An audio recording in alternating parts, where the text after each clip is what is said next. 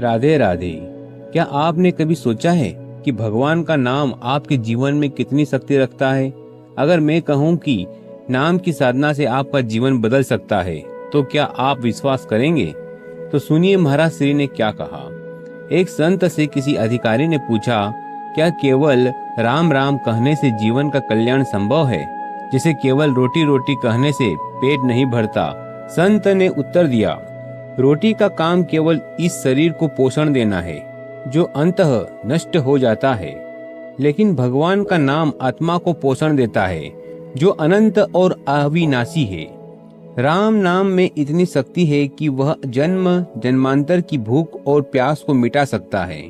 नाम का जाप केवल शब्द नहीं है, यह आत्मा के भीतर गहरे परिवर्तन का साधन है। जो भगवान के नाम में डूबे हुए हैं, उनसे मिलकर पता चलता है नाम में कैसी अपार शक्ति है।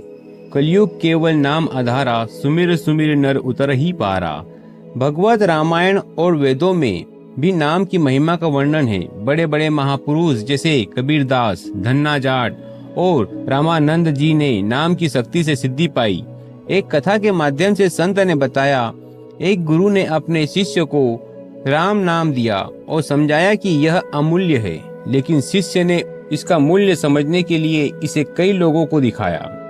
सब्जी वाले ने इसे बैगन के भाव में तोला, बनिए ने थोड़ा अधिक मूल्य दिया, लेकिन एक जोहरी ने बताया कि यह हीरा अमूल्य है। इसी प्रकार केवल नाम का सही मूल्य वही समझ सकता है जो भगवत भक्ति और साधना में डूबा हुआ हो। जहाँ भगवान के नाम की महिमा गाई जाती है, वहाँ बैठने मात्र से हृदय में भक्ति जागृत होती है। यदि किसी सभा में भगवान या उनके नाम की निंदा हो, तो वहाँ से उठकर चले जाना चाहिए। केवल भाषण देने से धर्म का पालन नहीं होता, शास्त्र और धर्म के अनुसार जीवन जीना आवश्यक है। राम नाम केवल शब्द नहीं है, यह सच्चिदानंद का स्वरूप है। इसे जपने से मनुष्य के भीतर शुद्धता आती है।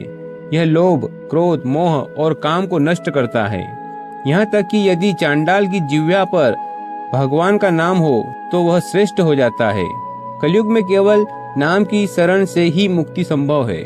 नाम, रूप, लीला और धाम, ये चारों भगवान के चार मुख्य स्वरूप हैं। साधना में सफलता के लिए 3 इंद्रियों पर नियंत्रण आवश्यक है, नेत्र, जिह्वा और कान। भगवान का नाम हमारे जीवन का सार है। इसे अपनाने से जीवन की सभी समस्याओं का समाधान हो सकता है। यह अमूल्य है और इसे पहचानने के लिए सत्संग और साधना का सहारा लेना चाहिए। नाम ही जीवन है, नाम ही सत्य है और नाम ही भगवत प्राप्ति का सर्वोत्तम साधन है। तो साथियों, आज की कथा से हम ये समझते हैं कि भगवान के नाम में अपार शक्ति है।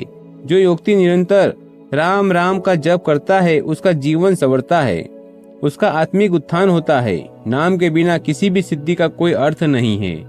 नाम ही हमारी शक्ति है, नाम ही हमारा जीवन है। इसीलिए हमें अपने कानों, आंखों और जबान को संभाल कर भगवान के नाम का सुमिरन करना चाहिए। याद रखें, सत्य और भक्ति के मार्ग पर चलने से ही हम भगवत प्राप्ति की ओर बढ़ सकते हैं। राधे राधे।